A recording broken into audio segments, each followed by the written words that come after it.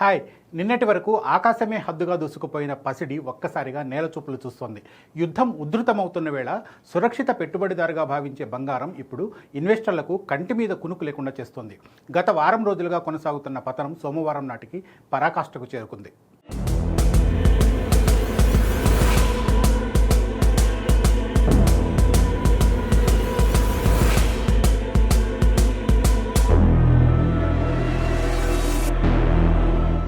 అంతర్జాతీయ మార్కెట్లో గత 43 ఏళ్లలో ఎన్నడూ లేని విధంగా బంగారం అత్యంత భారీగా పడిపోయింది. 4 నెలల కనిష్టానికి దిగజారింది.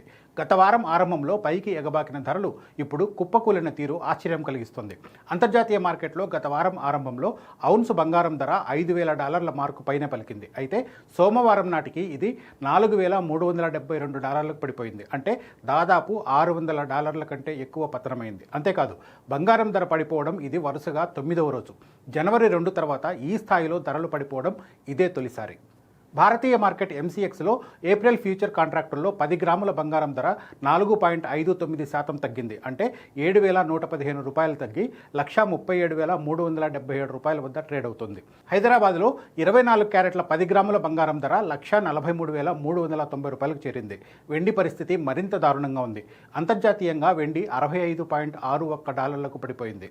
దేశీయంగా కేజీ వెండి ధర 6% పతనమైంది. అంటే $13,606 తగ్గి $2,13,166 వద్ద కొనసాగుతుంది.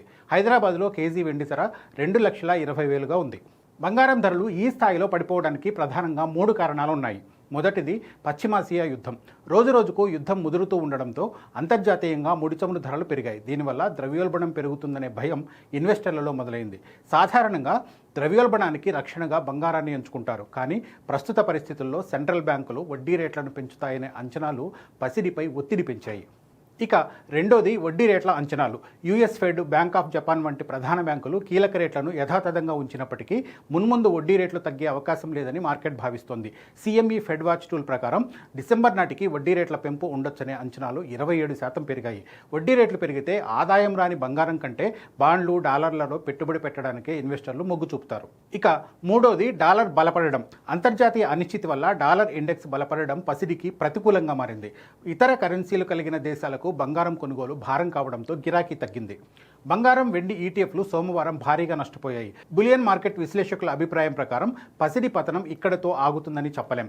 ఒకవేళ అంతర్జాతీయంగా యుద్ధ ఉద్రిక్తతలు తగ్గి చమురు ధరలు స్థిరపడితే తప్ప బంగారం మళ్లీ పుంజుకోవడం కష్టం. అంతర్జాతీయంగా బంగారానికి $4,300 స్థాయి వద్ద కీలక సపోర్ట్ కనిపిస్తోంది. ఇది గనుక దాటితే ధర మరింత తగ్గొచ్చు. పెళ్లిళ్ల సీజన్లో ధరల తగ్గుదల సామాన్యులకు కొంత ఊరటనిచ్చే అంశం. అయితే ఇన్వెస్టర్లు మాత్రం ప్రస్తుత పరిస్థితుల్లో వేచి చూసే ధోరణి అవలంబించడం ఉత్తమమని నిపుణులు సూచిస్తున్నారు. బంగారం ధరలు వరుసగా 9 రోజుల పాటు పడిపోవడం, అది కూడా 43 ఏళ్లలో ఎన్నడూ చూడని విధంగా ఒక్క వారంలోనే దిగజారడం మార్కెట్ వర్గాలను సైతం ఆశ్చర్యానికి గురిచేస్తుంది. మార్కెట్లో ఒడిదుడుకులు సర్వసాధారణమే అయినా ఈ స్థాయి పతనం మాత్రం ఇన్వెస్టర్ల పోర్ట్ఫోలియోలను అతలాకుతలం చేస్తోంది.